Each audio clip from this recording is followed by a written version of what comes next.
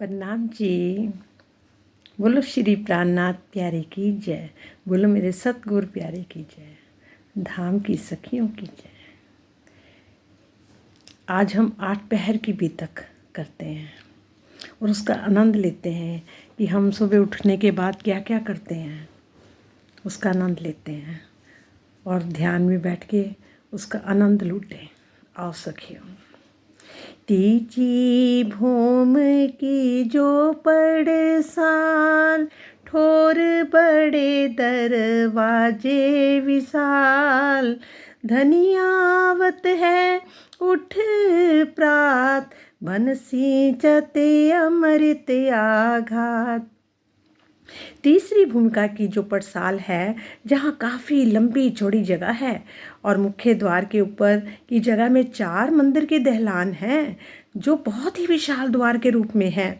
धामधनी 5वीं भूमिका से प्रातःकाल उठ के इसी पटसाल में मेहराबों के नीचे आकर खड़े हो जाते हैं और अपनी प्रेम भरी अमृतमयी दृष्टि से वनों को सींचते हैं और सभी वन एवं पशु पक्षी उनकी प्रेम भरी दृष्टि से आनंद मगन हो जाते हैं। श्री राज जी पशु पक्षियों का अभिवादन स्वीकार करते हैं और अपनी प्रेम भरी दृष्टि से सबको सुख देते हैं। सुंदर साज जी इसके पश्चात दहलान में बैठाकर सखियां धनी का श्रृंगार कराती हैं। इस प्रकार सखियां अपने प्राण वल्लभ को रिझाती हैं। दूसरी हार का पहला मंदिर 28 स्तंभ के चौक की दक्षिण दिशा में आसमानी रंग का, जिसमें श्यामा जी का श्रृंगार होता है। 4 सखियां श्री राज जी की ओर और 4 सखियां श्यामा जी का श्रृंगार कराती हैं और श्रृंगार से सजकर श्यामा जी श्री राज जी के पास आती हैं और सखियां बहुत ही ध्यानपूर्वक एक दूसरे की मांग संवारती हैं और अति प्यार से एक दूसरे की चोटी भी गूंथती हैं। सभी सखियां आपस में एक दूसरे का श्रृंगार कराती हैं और वे एक दूसरे को सुंदर सुंदर आभूषण पहनाती हैं और प्रीतम श्री राज जी को जैसा श्रृंगार अच्छा लगता है वैसा ही श्रृंगार सजकर सखियां अपने प्राण वल्लभ के पास जाती हैं। परम धाम की ये अंगनाएं इस प्रकार प्रेम भरी मस्ती की चाल से धनी के पास आती हैं कि वे अति ही प्रसन्न हो जाएं। सखियां प्रेम की लीला में बहुत ही चतुर हैं। वे एक दूसरे के साथ प्रेम की ही बातें करते हुए श्री राज जी के पास आती हैं। ब्रह्मात्माओं के चरणों में झांझरी, घुंघरी, कावी, कडला, अन्नवट और बिछुआ आभूषण जगमगा रहे हैं। जब उनके पैर धरती पर पड़ते हैं सुंदर साज जी, तो इन आभूषणों से अति मोहक ध्वनि निकलती है। ये सखियां एक दूसरे के गले में बाहें डालकर अन्यों के चित्त के सम्मोहित करती हुई अपने प्राण वल्लभ के पास आती हैं। ये सुंदरता की प्रतिमूर्ति हैं, एक दूसरे को हंसाती हैं। हंसती हुई इन सखियों का विलक्षण ही शोभा हो रही है। सुंदर साज जी कई ब्रह्मंगनाएं तो छलांगे लगाकर उछलती हुई आती हैं और कई फल फूल जहाँ लिपटी हुई लता की तरह घुमरी चक्कर फिरती हुई आती हैं। कई तो हल्के हल्के हिलती हुई भी आती हैं। कई सखियां धनी के पास प्रेम की मस्ती में मटकती हुई भी आती हैं। नाचती कूदती उछलती सब तरह की वहाँ की लीलाएं हैं। जिस प्रकार अथाह जल राशि में लहरें उठती रहती हैं और एक दूसरे को धकेलते हुए आगे ही बढ़ती जाती हैं, उसी प्रकार सखियों का समूह भी लहरों की तरह एक दूसरे को धकेलते ठेलते हुए धनी के पास आता है। कई सखियां तो इतनी मस्ती में होती हैं कि वे गोलाई में घूमती हुई तथा एक दूसरे के ऊपर गिरती हुई आती हैं। कुछ सखियां तो प्रेम के आवेग में सीधी सरकती हुई धनी के पास पहुंचती हैं। एक एक करके धनी के सम्मुख आती हैं और उनके चरणों में प्रणाम करती हैं। कुछ अंगनाएं रंग महल के छज्जों से आती हैं, कुछ जालीदार झरोखों दीवार वाले बाहरी हार मंदिरों से और कुछ महलों से और कुछ ऊपर की भूमिकाओं से निकलकर धनी के पास आती हैं। श्री राज श्यामा जी प्रातःकाल 6 बजे तीसरी भूमिका की पटसाल में आते हैं और जहां पशु पक्षियों का दर्शन देते हैं और श्रृंगार करके चबूतरे पर मेवा मिठाई रोकते हैं। इसके पश्चात 7:30 बजे चबूतरे से उठकर नीले पीले मंदिर में प्रवेश करते हैं। जुगल स्वरूप जो झरोखों को पीठ देकर द्वार के सामने मुख करके, कौन से, नीले पीले द्वार के सामने मुख करके सिंहासन पर बैठते हैं और उनके पास कुछ सखियां भी बैठती हैं और धनी को रिझाने के लिए श्री मंडल वाद्य को भी बजाती हैं। इस समय नवरंग बाई बहुत ही मोहक स्वरों से संगीत के वाद्य यंत्रों को बजाती है तथा अपने मुख से अति रसीली वाणी में गायन भी करती है, जहाँ पर बांसुरी की अति मधुर ध्वनि गुंजित होती है, जिसमें बेनबाई प्रीतम के गुणों का गायन भी करती है। इस समय अक्षर ब्रह्म अक्षरातीत के दर्शन करने के लिए आते हैं।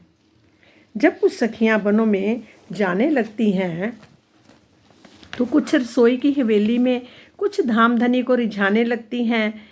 इसी समय अक्षर ब्रह्म महालक्ष्मी के साथ चांदनी चौक में खड़े होकर श्री राज जी के दर्शन करते हैं। इत चारे घड़ी बीतत, पांचवी का मल रहा आसमान, बैठे जोड़े सुखपाल में लक्ष्मी और भगवान, सबसे न्याले आवत इत पावत सब दीदार, इन ऊपर मेहर नजर करत परवदिगार। झरोखे सामी नजर करे, प्रणाम करके पीछे फिरे, इत और दूजा ना कोई, दूजा कोई स्वरूप एक है लीला दोए, इत और ना दूजा कोई स्वरूप एक है लीला दोए। जब अक्षर ब्रह्म झरोखे की ओर देखते हैं तो श्रीराज जी अपनी दृष्टि घुमाकर उन्हें दर्शन देते हैं। अक्षर ब्रह्म उन्हें प्रणाम करके वापस लौट आते हैं। इस परम धाम में अक्षरातीत के अतिरिक्त और कोई दूसरा है ही नहीं। वस्तुतः अक्षर और अक्षरातीत के रूप में एक ही सब रूप लीला कर रहा है, केवल लीला में ही भिन्नता है। अक्षर ब्रह्म बाल स्वभाव की लीला करते हैं। वे इच्छा मात्र से अपनी प्रकृति द्वारा करोड़ों ब्रह्मांडों को पल भर में सृजित उत्पन्न कर देते हैं और उन्हें देखकर क्षण भर में ही लय भी कर देते हैं। इस समय कुछ सखियां वनों में जाती हैं और जहाँ से वे तरह तरह के शाक सब्जियां तथा मेवे लाती हैं। वे वनों में 4 घड़ी 1.5 घंटे तक अनेकों प्रकार के खेल करती हैं तथा 9 बजे तक पुनः फिर रंग महल में वापस आ जाती हैं। पहर भर दिन चढ़ने पर अर्थात प्रातः 9 बजे से सखियां 28 स्तंभों के चौक से होकर दहलान में होती हुई पड़साल में आती हैं और दाहिनी और दक्षिण दिशा के तीनों मंदिरों के सामने पड़साल में मिलकर बैठती हैं।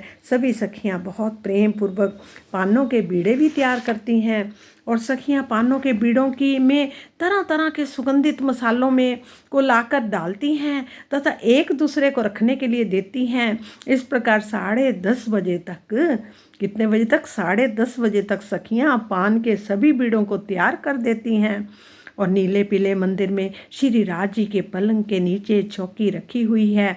सखियां पान के बीड़ों की टोकरियों को उस चौकी पर रख देती हैं। उस समय सिंहासन पर विराजमान श्री राज श्यामा जी से बहुत प्रेम भरी बातें कर रहे होते हैं और श्यामा जी उन्हें बहुत ही ध्यान से सुन रही होती है। इस समय सखियां आपस में हंसी भी करती हैं और अपने धाम धनी से तरह तरह का आनंद भी लेती हैं। ऐसा करते करते लगभग 1-2 घड़ी 22 या 45 मिनट तक जब बीत जाते हैं तो लाडबाई जी आकर इस प्रकार कहती हैं, श्री धनी जी की आज्ञा पाऊँ तो जहाँ समय रसोई ले आऊँ। श्री धनी जी ने आज्ञा करी, सैया चौकी आन आगे धरी। प्राणेश्वर, यदि इस समय आपकी आज्ञा हो तो मैं भोजन ले आऊँ।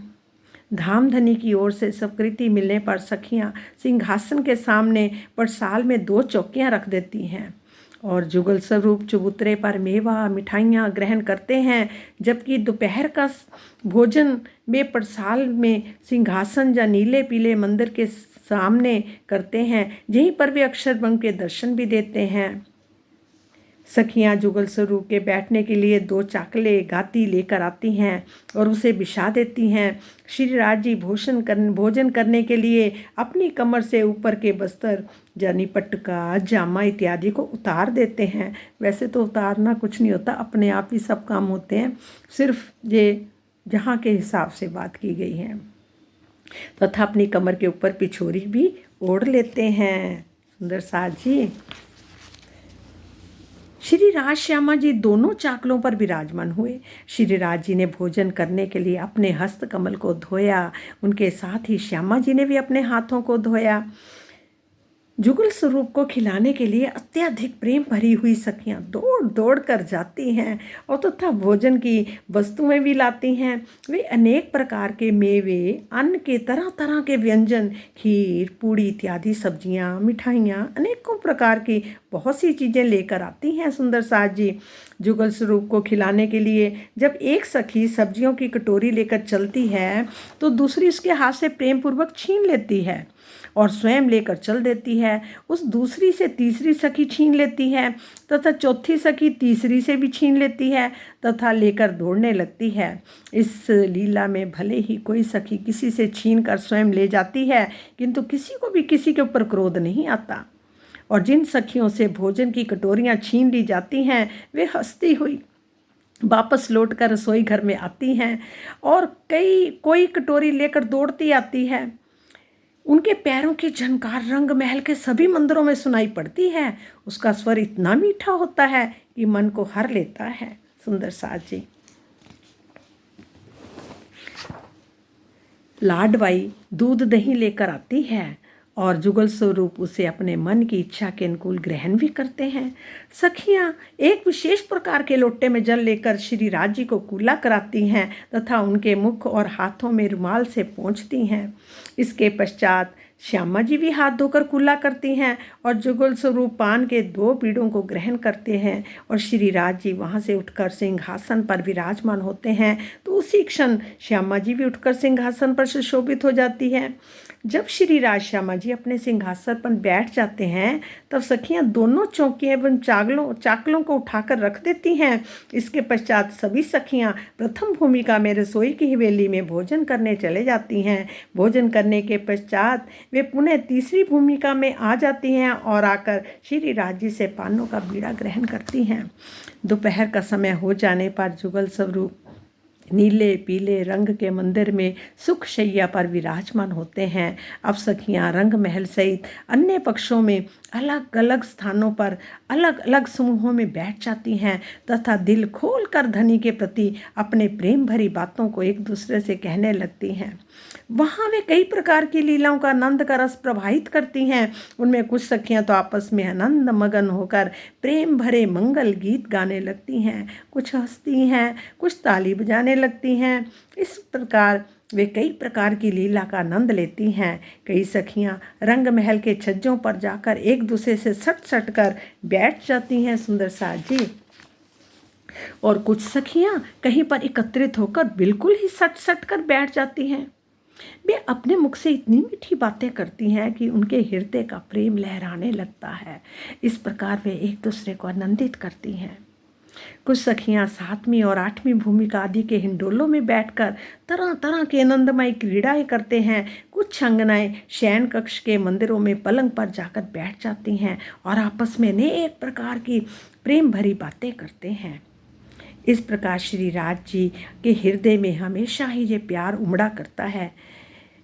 मैं अपनी अंगनाओं को नित्य ही अनेक तरह के ऐसे अनंत सुखों से मैं डिबोए रखूं। जब एक प्रहर दिन बाकी रहता है अर्थात 3 बज जाते हैं तब सखियां अपनी अपनी टोलियों समेत तीसरी भूमिका में आ जाती हैं। और जब सखियां नीले पीले मंदिरों के सामने आ जाती हैं तब दरवाज़ा स्वतः ही खुल जाता है और सभी श्री राज श्यामा जी के दर्शन होते हैं। इसके पश्चात छठी भूमिका में सुखपाल आकर तीसरी भूमिका के छज्जे के साथ लग जाते हैं और श्री श्यामा जी अपने प्राण वल्लभ के साथ सुखपाल में बैठ जाते हैं। आगे की लीला दूसरे में करेंगे। हे सुंदर साज जी, ये लीला कितनी अच्छी है। सुबह से लेके दोपहर के 3 बजे तक आज इसका आनंद लेंगे। रात को सोते टाइम भी ये हम ज़रूर सुनेंगे ताकि हम इसका आनंद लेते लेते सोएं और आनंद में ही भरे रहें। हमें ऐसा लगे कि हम सपने में भी अपने प्रीतम के साथ ही हैं, हम दूर नहीं हैं, जबकि वो तो हमारे साथ ही हैं। उन्होंने तो एक पल भी हमें नहीं छोड़ा। पर हमारा ध्यान बार बार माया में चला जाता है।